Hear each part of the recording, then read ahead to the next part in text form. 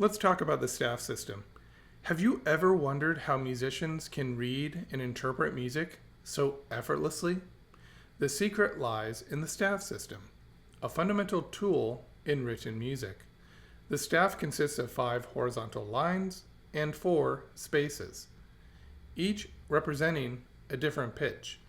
If you look at the image here, you'll see we have 1, 2, 3, 4, 5 lines on the staff system.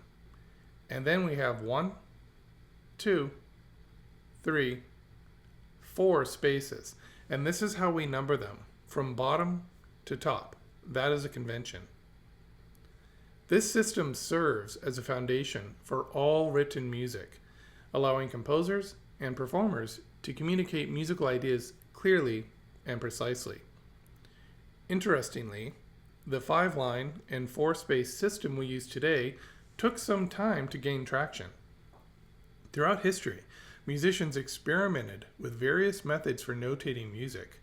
Even with its widespread adoption, there are still alternative methods that some believe could be more effective for accurately representing music today. Before we delve into alternatives, let's fully understand why the staff system widely in use today is so effective. According to Hamilton College, the 5-line staff system became established as a common notational practice by the 15th century. But even as far back as the 13th century, various forms of music notation, including systems with different numbers of lines, were used.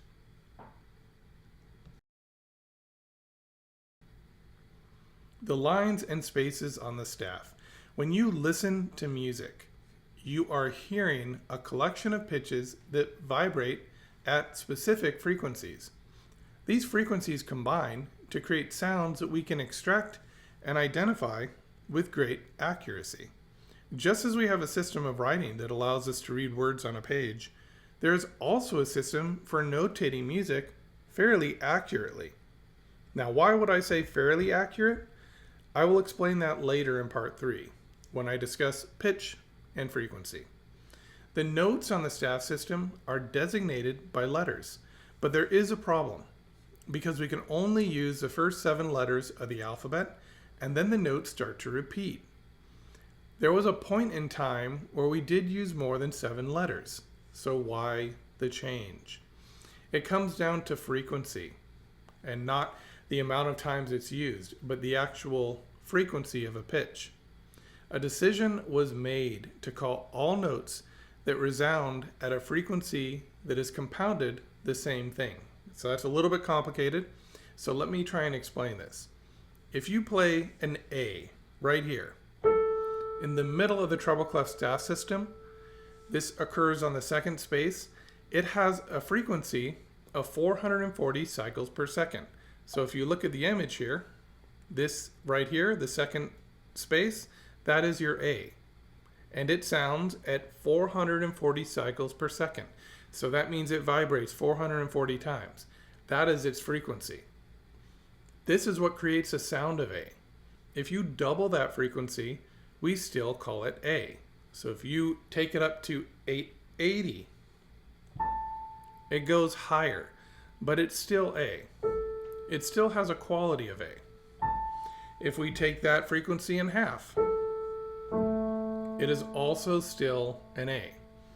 So let's take a step back and look at the history before we go further.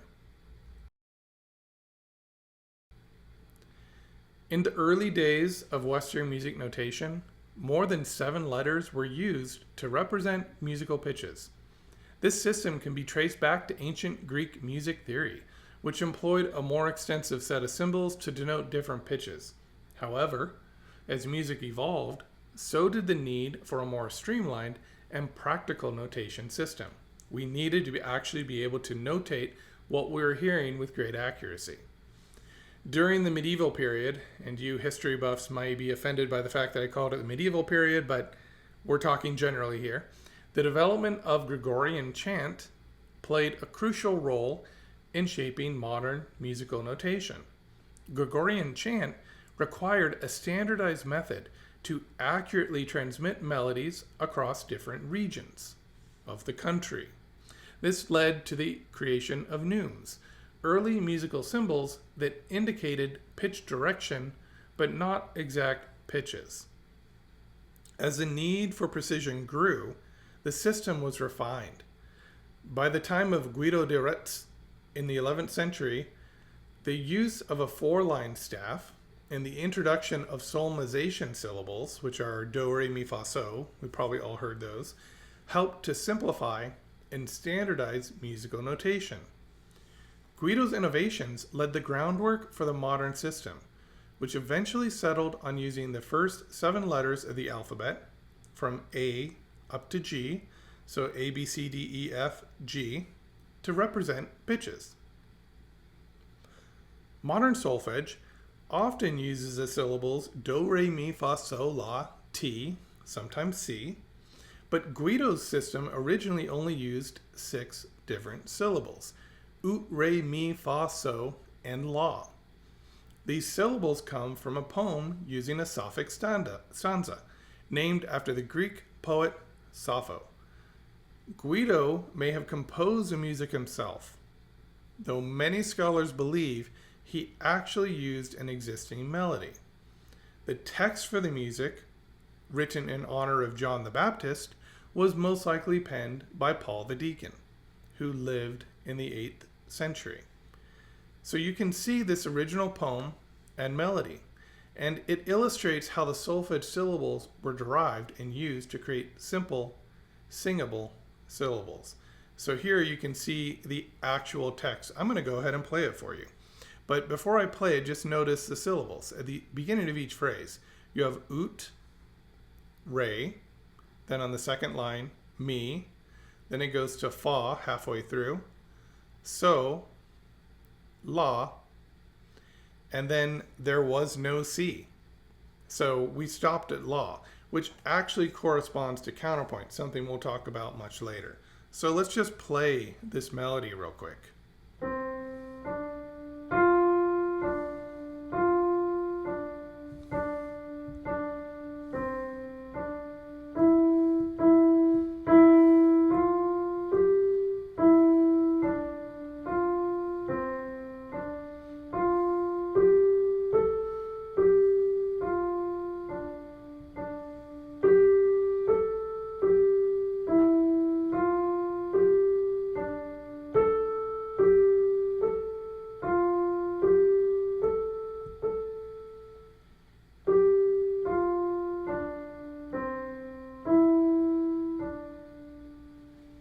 It's a nice melody. And so that is where solfege came from. They're easily singable syllables that we can use to sing and teach sight singing a little bit more effectively. Let's talk about our 7-letter system, A, B, C, D, E, F, G. The decision to limit the musical alphabet to just 7 letters was influenced by the concept of the octave. In Western music, an octave is the interval between one musical pitch and another with double its frequency. Just like I played the A, here, A4, in the treble clef, if I double the frequency, I get another A. The interval is divided into 12 distinct pitches, after which the sequence repeats. So there's 7-letter names, but there's actually 12 pitches because we have things like A sharp or A flat. And a sharp means you can raise the pitch a little. A flat means you can lower it. But we'll get into that in more detail later. As an example, the note A at 440 hertz is followed by another at 880 hertz. This creates a cyclical pattern that is easy to understand and use.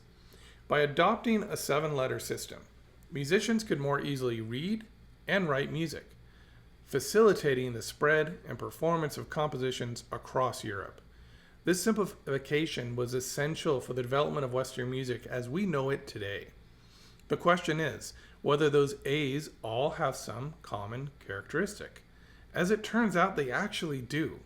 And if you listen using the right process in our first exercise, you'll hear how each note has a subtle, hard to define quality. In the image here, I have listed all the generic note names in the treble and the bass clef.